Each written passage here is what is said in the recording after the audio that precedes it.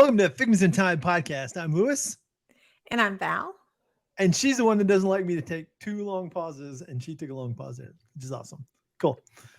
Okay, today we are going to have some fun. We're going to talk a little bit about a new TV show that we've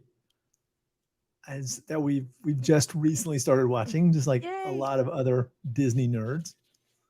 We're going to talk about another fabulous topic Val's got about Hollywood studios. She's done some research. She's going to tell you everything she knows about Hollywood studios. No.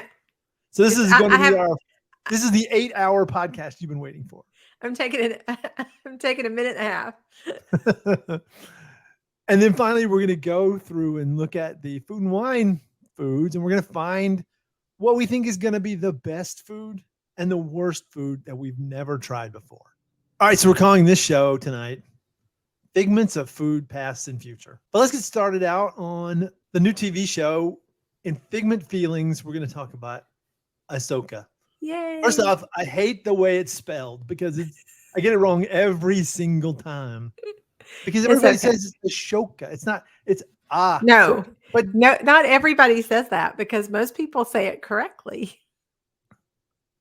I beg to differ that, but all right, so let's talk about Ahsoka. Clearly, this is a topic that you're a bigger fan of than me, and I'm a big fan. So I am. Well, I'm a huge Star Wars fan. I have been my whole life.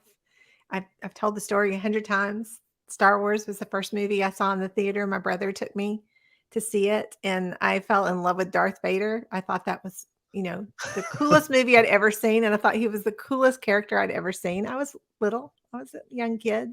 And so I've always loved Star Wars. And we specifically really enjoyed Clone Wars. I loved having more about that time period. I enjoyed seeing Anakin. I really liked Ahsoka from the very beginning. It was really cool to see a strong female character coming in like that. And she became one of my favorite Star Wars characters almost immediately. I know she wasn't like a huge hit at first with fans when she first started in that first season of Clone Wars. And the first season of Clone Wars can feel a little slow. So it does take some time, some commitment. But once it gets going, boy, it's just such a great series. And then Ahsoka was in Rebels, and I proudly wore my Ahsoka Lives shirt, and just really, I can even remember that's what I talked to Vi about the first time we went into Galaxy's Edge. We went in really super early because they had like the early entry. And so we were in Galaxy's Edge I'm talking like 6 a.m., right? Wasn't it the first time we went in? It opened at 6 a.m. Those are the best days. And it was just so 5 cool. out of 7 days. We got up at 6. We got up at 5:30. Got on the bus. Got to Hollywood Studios before anybody else. There was nobody else, and it was a couple hundred people there. It was awesome. We got there.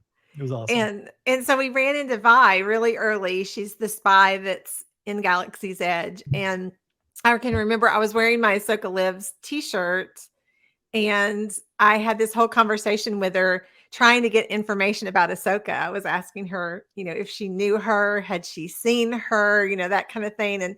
And Vi just played totally into it with me, talking about how she couldn't really say. And we talked Star Wars, and it was really fun to spend some time with her. So Ahsoka is always, like I said, just one of my favorite characters. And so, yeah. The Vi character, I really like that character, except for one thing. This is a clandestine person wearing a big old bird on their shoulder, trying to hide from the stormtroopers. I mean, first off, don't wear your rebel insignia if you're bad. This is how not to be seen. I know, but Vi is it was so a great cool. Monty Python episode sketch on that, how to be seen, where they kept blowing up bushes where people were hiding behind. That's how I felt about those. Yeah, but it's a good character. The stormtroopers are excellent.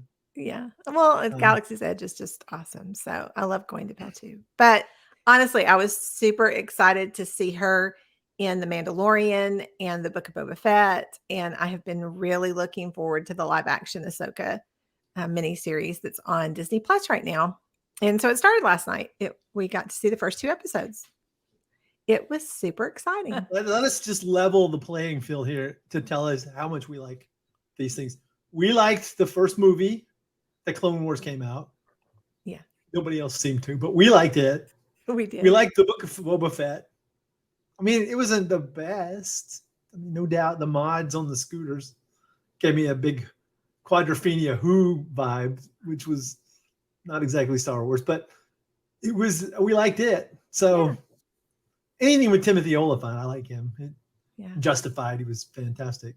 I only have one real problem with the character of Ahsoka, and that is she should have died so many times. You always have a problem with anyone that doesn't die in a TV series. You would be happy if everyone in a TV series died. So we had the first 3 movies, and they were kind of a mixed bag. We liked them. Let's be fair. We enjoyed back out of the prequels, just like we did the sequels. Yeah. We got this new character, and this was the first time we sort of had this extra character that didn't exist in the real movies. What do you call them, the real movies? Like the original first 3, trilogy, 4, 5, and 6. The original trilogy. She didn't exist in there. And I just thought that would have been like the perfect bridge for Anakin, as Anakin, to have killed her. And it would have just been like, the rage would have sent him partially over the edge and been part of the problem. And then had to maybe lie about where Ahsoka was for a long time, which would be really hard for a Jedi, right? And then in Rebels, she'd have been killed by Vader. That would have been the perfect time. Oh, she knows too much. I love Star Wars and I love the environment they've created, but because they keep going back to the same time zone, you have these characters who have now existed in the world when the Battle of Yavin was occurring, and that was just. I love Dave Filoni. I think he's done a great job weaving it together. The storylines to me are fascinating. I logically know that Ahsoka wasn't created for the original trilogy, but the way that he has woven her into the story, I fully buy into it. Like I can suspend my disbelief and follow this character. And I just, I'm fascinated by the idea of her, like all through Rebels, when she was realizing who Vader was and their big fight and when he calls her name in his real voice and all of those little moments that were just so amazing for Rebels. And I feel like for Clone Wars and for Rebels, we have passed the date of having to worry about spoilers. This is why we're talking so much about it. Yes. So it like I said, to me, I like getting more of the story. It's why the episodes 1, 2, and 3 in the series, I didn't have the problem with it that a lot of fans did, because I wanted more of the story. I wanted more. And so I was fascinated by the detail, and I was fascinated by how Lucas did it. And so I have enjoyed all of the movies and all of the shows because I want more. And I honestly haven't, which is really funny because since I can't believe I never really read the comics that much. I really didn't read the novels at all. I think I wanted to really try to stay as focused on what they would consider to be canon. And I was always worried about the extra, resources. So I tended to not really get into those so much. I'm trying to now, the ones that are considered canon, I'm wanting to go back and read and get involved in. But the live action shows, I'm super excited about it. And so I was excited to see the first 2 episodes. I'm excited to see where the series is going. I want more. So I'm not disagreeing with that at all. Like they killed Kanan. That was fantastic. And that broke my heart. This is they're at war. I know. Order 66 should have, I don't know. It's I know. And that was the same. I mean, we just recently watched Harry Potter, and I had not read the books before, and this was, we just literally finished the last two movies just a couple of weeks ago. And so I understand that it was war and people had to die, and so we had to say goodbye to people, but it still breaks my Spoiler alert, by heart. the way, if you haven't For seen Harry Potter? Harry Potter either. Everybody has watched Harry Potter except for us. I think we were Oh, the only two everybody. people on the planet that had not Surely we have ever another watched segment Harry for another Potter. show. Let's not go too far into it. But so I understand the idea of war and you have to lose people, but it just still breaks my heart. I don't want to lose people because I want them in the story more. And I think too, Star Wars weekends, for those of you who may have enjoyed Star Wars weekends like we did, it increased my excitement about Clone Wars and about Rebels. I loved seeing James Arnold Taylor and Ashley Eckstein. I love her universe, so I follow Ashley Eckstein a lot, and so I really like them, and we got to see them a lot during Star Wars weekends because we always went down for Star Wars weekends. And so let's be fair. What she really liked was that she got to see this. She got to see Darth Vader dancing. I will never forget the first time we ran across the hyperspace hoopla. It used to be on the backstage by there. Yeah, it used to be there beside Star Tours on that little stage. And I can remember, I mean, I still remember us walking up going, what is happening here? Because for some reason we hadn't heard anything about it, and we didn't know it was coming, and we just ran across it, and it became Snig and Oompa. Just, I mean, we're two of our favorite citizens of Hollywood, and we just enjoyed the hyperspace hoopla a lot. That was another one that I could kind of disconnect in my head and go, okay, I can just have fun with this. I don't have to really think about this too much. But I did enjoy hyperspace hoopla. We loved our Star Wars weekends. If I was in my office, I'm not in my office tonight. We're having some work done on our house, and I can't get into my office, so I'm actually recording from a different location in the house. But you would see I have Star Wars weekends on my wall normally behind me, posters from Star Wars weekends, because we miss it. All righty, next we're going to move to random theme park history facts about all theme parks, but usually about Walt Disney World.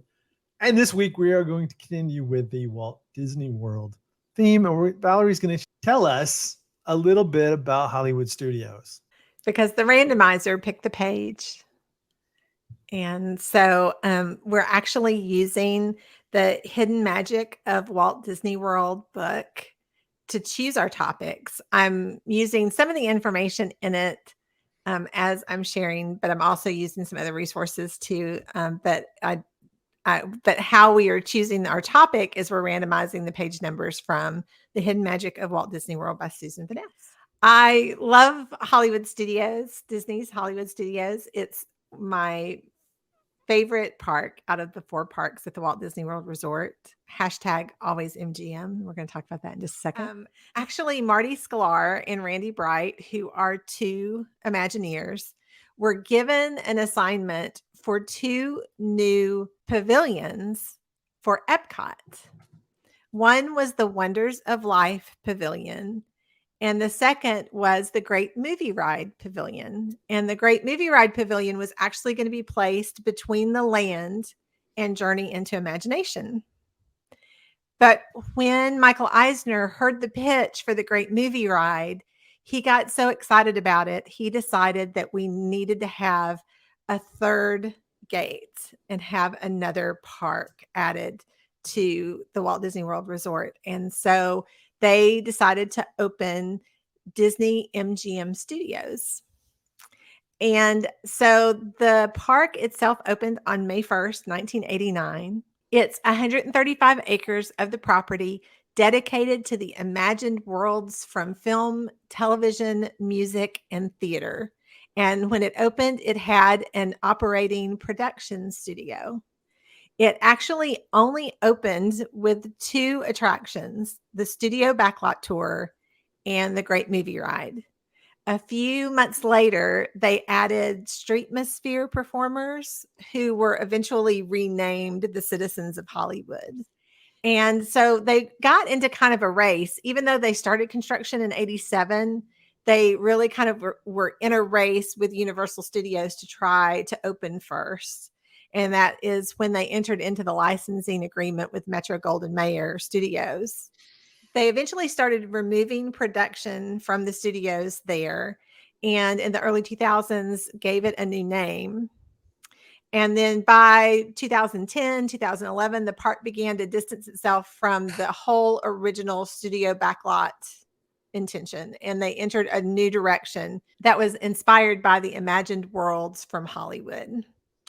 And so one of my favorite quotes is that Michael Eisner said to the crowd during the opening in 1989, "Welcome to the Hollywood that never was and always will be." And so the park was themed to the golden age of Hollywood. It was set in the 1930s, 40s, and 50s.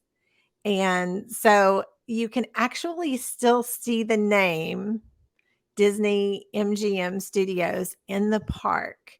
When you come into the park, you're going to go down the main street towards the Chinese Theater. And before you enter into that large courtyard that's in front of the theater, to the left, you're going to see a statue. And there was a statue that was erected that was just to, it was sort of just an homage to the people who create film. And part of that original speech that Michael Eisner gave at the opening is on the plaque where the park was dedicated. So if you ever do want to see that little mention of MGM Studios still in the park, you can stop by and pay tribute to the people who create the magic that we love about Hollywood so much. Disney's Hollywood Studios has had 3 different icons. It started first with the Eiffel Tower, which I miss greatly. I loved the Eiffel Tower. It's the water tower that had the large Mickey ears on it, and it had the image of Mickey there. And then eventually the icon became the large sorcerer's hat. And the large sorcerer's hat that was in the center in front of the Chinese Theater was actually a pen store. If you went in underneath it, it was a large store where you could purchase and trade pens. Certainly near the end. Yeah. I don't know if that was the original intent for that, but I know that was, I don't think I had seen anything different in that location.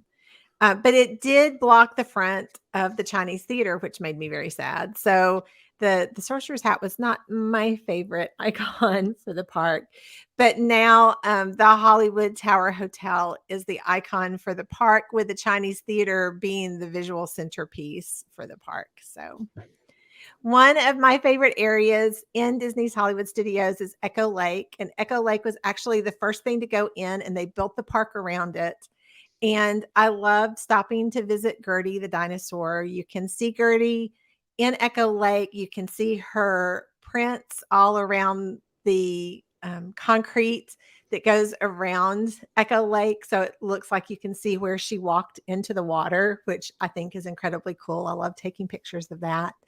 And I learned as I was reading that Gertie the dinosaur was actually built as a tribute to Winsor McCay. He's a vaudevillian actor who created Gertie as an addition to his show. It was an animated movie that was created before the multiplane cameras. It actually took him over 14,000 drawings done on rice paper to give the illusion that Gertie was interacting with Winsor McCay when he was on stage. And so it was just a really cool form of animation that was super early. Walt Disney really credited McCay for being an animator almost before his time. Gertie is actually created in the style known as California Crazy. Basically, it was because during the early golden age of Hollywood, California would have these huge roadside curiosities built to try to get the attention of the traveling public as they drove along the highway. And so they would build things to get your attention. So you would stop, and there would be different things that you could purchase around these curiosities that were built. And if you would like some ice cream when you're in the park, you can go visit Gertie because there's a little ice cream shop underneath her. Very rarely open. Yeah, it's not quite as open as often as it used to be. We used to see it open all the time, but now it's not. So anyway, that is some of my general trivia that I learned about Hollywood Studios this week. One thing you mentioned we were going to mention is the hashtag always MGM Oh, I'm sorry. that Well, I people mentioned talk it about in all that the I time. explained why we call it always MGM because that was the original name for the park. I know, but I took time to make up that banner. And also this far more realistic banner. It's the always No, MGM slat. It's Hollywood Studios. Get over it. no, no, no, no, no, Because no. I it's will never Hollywood get over Studios. it. No, never get It's over it. Hollywood Studios. Because you have to understand, for those of us who went to the park, especially those early years that we were going, and it was called Disney's MGM. We never said Disney's. We just said, "Are we going to MGM today? When are we going to MGM?" Or I'm going to go. Okay, because I loved back on those early visits when you and our daughter would be like tired and wanted to go back to the room and didn't want to do anything else. I would hop to Hollywood Studios and just take my notebook and sit on a bench and listen to the music and write and watch people walk by and just kind of hang out. I would get usually my Mickey premium bar and a bottle of water and sit, and I would just enjoy the atmosphere. So I said MGM You so can do much. that It in just Disney's Hollywood Studios as well. I know, but And I don't say it was Disney's. Let's be MGM. fair. It was I don't say Disney's Hollywood Studios or Disney's Animal Kingdom. Never. Right? Because that's just it's too much. it's the But official name. So I mean, I think probably those of you that said things like MGM Studios are the ones that killed the name because they need to have their name in there, right? They don't want it to be called MGM. You're coming to Disney. You're going to I know Disney World. it's just habit. It becomes like ingrained in your brain, and I don't know, it's just habit. All right, so now we're going to move into a segment we're calling "It was the best of food, it was the worst of food." But we're not eating kiosk seafood in the heat. That's No. just even I won't do that. It's just something about It's just something about when it's that hot. Now, I don't mind in the restaurants. When we're in the restaurants, I will eat seafood at a Disney restaurant for sure. I, the food and wine kiosks, not so much, but yeah, because it's just I so don't know, hot. You're just so hot and so uncomfortable anyway. Seafood just doesn't sound great to me in the heat. all right, so what we're going to do, we're going to look at the food and wine menus and we're going to pick out some of our favorites. We're going to talk about the ones we know we like. And then we're going to pick out a few things that we've never tried before. We're going to find two things that each one of us like the most, and we'll test them out when we're at the parks. Okay. And I think I'm pretty much done here looking at the screen. There's this apple turnover looking thing. If you're listening to this, that just looks delicious. It really does. All right, so they have something called the Emil's Fromage Montage, which apparently you can use your festival passport as a guide to go around and eat cheese in the park. Mm-hmm. I mean, who doesn't like cheese? Mm-hmm. I know a lot of people don't like cheese, but all right, so we're going to start with the global marketplaces. Okay. And we're going to start with, I know the food and wine presented by Corksicle. The Corksicle is just such a hard word to say without kind of smiling. A place called Shimmering Sips, hosted by Corksicle. They do have a guava cake with whipped cream and coconut, which is a plant-based item. A strawberry cheesecake soft serve topped with a mini cheesecake and graham cracker crumbs in a specialty vessel. We started to the right when we go into Epcot, into the World Showcase. We, for some reason, just always go right first. So you've started in the right direction. Magic Kingdom, we do that, and at Hollywood Studios. Yeah. All right, in Ireland, we have Fisherman's Seafood Pie. Okay. Roasted Irish sausage with Calcanon potatoes and onion gravy. Okay. Warm chocolate pudding cake with Irish cream liqueur custard. Mm. I don't think anything there. Again, I actually specifically remembered the Fisherman's Pie when I said no, that I wasn't going to eat seafood. I don't know if I've even had that one before. I have not had anything from the Ireland booth, but I will say that warm chocolate pudding cake sounds really good. Very much so. I try not to do too many sweets while we're at Food and Wine, but that sounds good. It's hard not to because those are the easiest things to get. All right, in Canada, Oh, my we've got favorite. the one that we're going to be disqualified for because we have gotten this one at least once a Oh year. gosh. Now, the Canadian Canadian cheddar and cheddar bacon soup. Did it have bacon before? Yes, and it has Okay, the I didn't pretzel remember bacon roll. being. It has just a little sprinkle on the top in the center, just a little, I mean, I can't even describe how good not only the soup is, but the pretzel roll with the soup is just, oh, my mouth is watering already. And then the filet is it just melts in your mouth. It's just that is the best meal hands down for me pretty much anywhere. If I have to say my top number one meal in the world, it's Le Cellier and the filet with the cheddar and bacon soup. And I'm hoping Disney doesn't realize it, but it saves me a lot of money if I'm there because we can get this and He it's a doesn't happy feel amount. the need for us to actually go to Le Cellier when I can pick it up at the booth. So, but we did go. We actually did go to Le Cellier our last visit, and it's just my favorite meal. And there's a lot of restaurants that I love at Epcot, but Le Cellier is just my favorite meal pretty much from anywhere. I don't hate it for sure. All right, we're going to France now. Fall in love with the classic cuisine of France. So they have something I don't know that I can. Beignet au trois fromage, warm beignet filled with 3 cheese, croissant au escargot. I've had that. An escargot croissant with garlic and parsley. That's not bad. Beef bourguignon, short ribs, and with puffed potatoes. We've had that before. It's excellent. And then a creme brulee, vanilla creme brulee. Which I'm not a I like creme creme brulee brulee. fan. You love creme brulee, so You got your custard, you got your little crispy stuff, crispy sugar on top. yeah, What's yeah, not to like? I'm just yeah. saying. The escargot is actually really good. All right, moving over to Greece, we have a plant-based impossible moussaka. Not Which is really sure what that is. plant-based item, so it's probably the eggplants. Oh yeah. Mhm. And then they have a spanakopita, Which is spinach pie, typically. interesting. Mhm. That's probably not going in my. That may be on my lower list. If I'm going so far, spinach pie probably is one of the lesser things I might feel the need to try. I enjoy spinach-based cuisine, so that might be something I would try. So I then love, they like, have a spinach and artichoke dip or something like that, I enjoy. Then they have a griddled cheese with pistachios and honey. Mm. Griddled cheese is always good. That's And then Emil's fromage item. and then a lamb gyro with shaved lettuce, tomatoes, red onion, and tzatziki. All right, so we're moving on to Belgium now.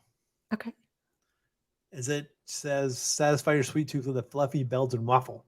They have beer braised beef served with Gouda mashed potatoes. I think I'm gonna have to try that. That sounds Gouda really mashed good. potatoes does sound quite good. Mhm. Belgian waffle with warm chocolate ganache. And a Belgian waffle with berry compote and whipped cream. I'm going with the berry compote and whipped cream. That sounds good. I mean, waffles are good. Not gonna dispute that. And I don't know why you wouldn't want warm chocolate ganache. Because And berries and whipped cream. Come on, man. I typically don't pick the chocolate item unless it's something really special. So, what's in Brazil? Okay, next up is Brazil. This usually has 2 of my favorite items. The black beans with pork belly, Brazil nut pesto, and Ben's original long grain white rice. I'm not really specific on the brand of rice I get, but this is one of my favorite items. I will tell you, it is really good because I am not normally a person who enjoys pork, but this dish is really tasty. And then the reason I would stop there no matter what is the Brazilian cheese bread. This is on Emil's Fromage Montage. but it's so good. It's just a little, it's a roll. It's like kind of a hardish roll filled with cheese. Japan is a booth I generally I don't stop at. They have a fire tiko roll, a sushi roll with spicy tuna, cucumber, and pickled dalcon radish served with spicy sauce. That's a new item. Beef wagyu don, traditional Japanese rice bowl with American wagyu beef, oversteamed rice. I mean, that sounds That good. sounds really good. It's a new item. And teriyaki chicken bun, steamed bun filled with chicken, vegetables, and teriyaki sauce. Anytime I've gotten a steamed bun filled with meat at Epcot, it's always been excellent. So that's definitely high on my list. You got bread, you got meat, you put them together. It's a match made in heaven. Can't miss it. Yeah. Flavors of America is always excellent. Well, you would think that we wouldn't normally stop there because we're looking for things that we've never tried before, but the food there is always so great. We typically stop there. So the items here are kind of interesting. First is an Italian hot beef sandwich with shaved beef, spicy giardiniera, and au jus on a French roll. I have no idea what giardiniera is. It's like a pickled relish. Yeah. But I've got like 17 different countries mentioned in the Italian in the first item of the Flavors of America. Sounds really good. The second one is a Cioppino, Cioppino. This is a seafood stew with saffron-infused tomato fennel broth and crostini. Crostini being one of the most American items you can find on the list of American items, I guess. The next item is chilaquiles, corn tortilla chips tossed in a salsa verde with ranchero chicken, queso fresca, cilantro lime crema, and a soft poached egg. Okay, that sounds good. Because usually it's barbecue, right? I guess they have the barbecue restaurant now. So they're going to more regional things. But one of my favorite things that we've gotten there in the past has been a pot roast dish that has like the potatoes and the carrots, and that's always been one of my favorites. All three of these dishes that you're sharing are all new, I think. I don't recognize any of those from before. They're labeled as new even. Mm-hmm. And then finally, they have a freshly baked carrot cake. Which I think we've had their carrot cake before. It's pretty good. It is not listed as new, and it is good. Okay, Italy. My favorite pavilion in general. I love the Italy. And it's okay that I don't know these words. This is I'm not from Italy.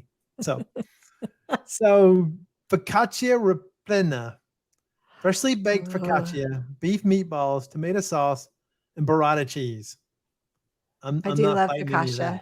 Cavatelli with sweet sausage ragu and crispy applewood smoked bacon. I mean, you had me at bacon, so it's pretty easy. These sound new too. I don't remember either one of those before. Nope, they're new. Okay. And a lemon ricotta cheesecake with vanilla cream and strawberry compote. Oh, I do love lemon in a sweet dish. So Italy's definitely on our list of places to stop. I don't know how many times we'll be at Epcot. Certainly not eating, so yeah. When we come back and we circle back to what we want to definitely try, that one's definitely there. A lot of times during Food and Wine, we'll try to plan on going to Epcot either early, kind of early in the day if we're going somewhere else, or we'll, take the Skyliner or the Friendship boats from Hollywood Studios over just to eat and then go back. So we try to hit Food and Wine a few times while we're there, even if we're not going to spend the day in Epcot. We still try to go over and hit the Food and Wine Festival. It is slightly dangerous though, because it can be hot, it can be rainy. Yeah. Either one of those derails. Too hot, too rainy. Yeah.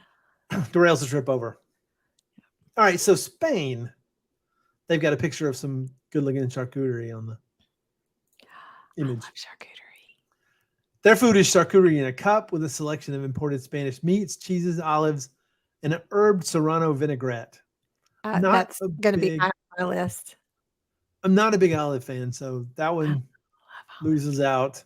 Yeah. And olives are one of those things. I don't know how so many people like olives because they are so strong. They permeate everything they're near. It's like when they put olives on pizza, I just can't eat the pizza. Oh, so good. So olivey. All right, next. Paella with saffron rice, chorizo, and shrimp. That sounds pretty excellent. It does actually. And that's seafood and it still sounds good. And a seafood salad with shrimp, bay scallops, mussels, extra virgin olive oil, white balsamic vinegar, and smoked paprika. I'm not saying I wouldn't get that at a restaurant. Probably not getting that. Mm. All right, next to Germany.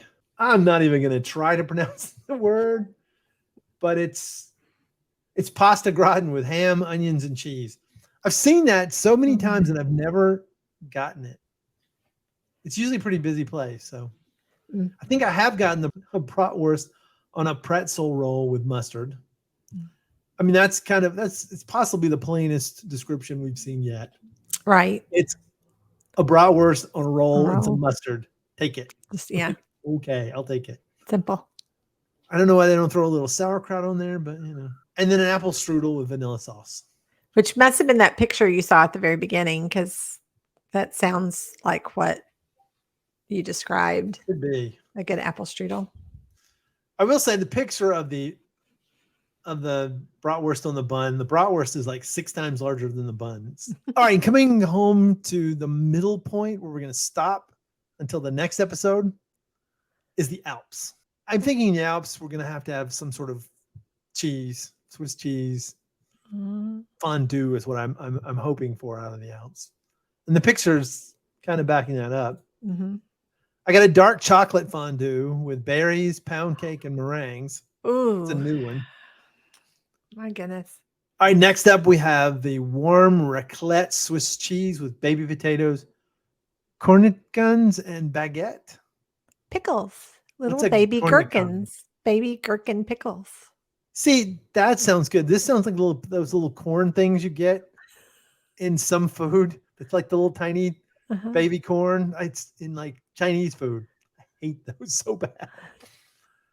And I looked at what raclette is. And it's not just a cheese, it's an experience. That's what they say. Ooh. I don't know. It's fancy. Sounds like marketing to me. And then the warm raclette Swiss cheese with shaved ham, baby potatoes, cornichons, and baguette. That's on the Emil's fromage montage items. Interesting. I'm not super excited about any of these. I think you got pretty excited about the chocolate fondue. I've said before, I don't love chocolate a lot, but I do enjoy fondue. So yeah. All right. And so headed around to the midpoint, we're going to head at Kenya. Okay. And the next big country is China. So we're in that area. Now, Kenya is the area where they had my favorite thing ever at the Food and Wine Festival. And that was the beef stew that was spiced with the African spices. And that was just the best. And they didn't have it the year after. They haven't had it since then. But let's see what they have this year. Kenyan coffee barbecued beef with sweet potato corn, mealy pap, and Kambuchari slaw. That really sounds very close. Because the pap is a bit like, what is it called? Grits. It's kind of a grit kind of. It says coffee barbecued. Okay. I know, but I don't like when I put the coffee spices in the food. I do like the pap and I do like the slaw and the beef. It sounds really good. And then finally, the peri peri skewered shrimp with citrus flavored couscous. It all looks pretty good. The shrimp doesn't we talked already about the seafood not sounding great, but the citrus flavored couscous sounds really good. All right, so we're going to close up this segment. We'll be back next episode to talk about the rest of the areas. All right. And the rest of the areas actually go into the parts that are specialty booths a lot, which I kind of really like the specialty booths as much as the nations as well. Yes. Yeah. All the booths at Food and Wine are just so much fun. So Food and Wine it's one of those times a year that I would love to live in the Orlando area so that we could visit it more and experience food that we would not normally experience it's just so great. And it's so hard to pick and choose when you're there for such a short period of time. And so I envy the locals that get to go to Food and Wine throughout the entire festival, because that I think would be a lot of fun to do more often.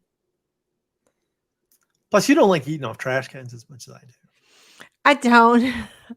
I don't enjoy I like to be able to sit and enjoy a meal, and so I have trouble with the thought of eating on the move, and so I don't enjoy that as much.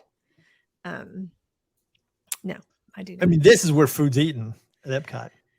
It's good because they keep their trash cans very clean. They do, but I can't. I just no, no, can't do it. What about the Can't do it. recycle? Can you eat on recycle? I just can't do it. Can't do it. Sorry. All right, so I think that's all we have tonight.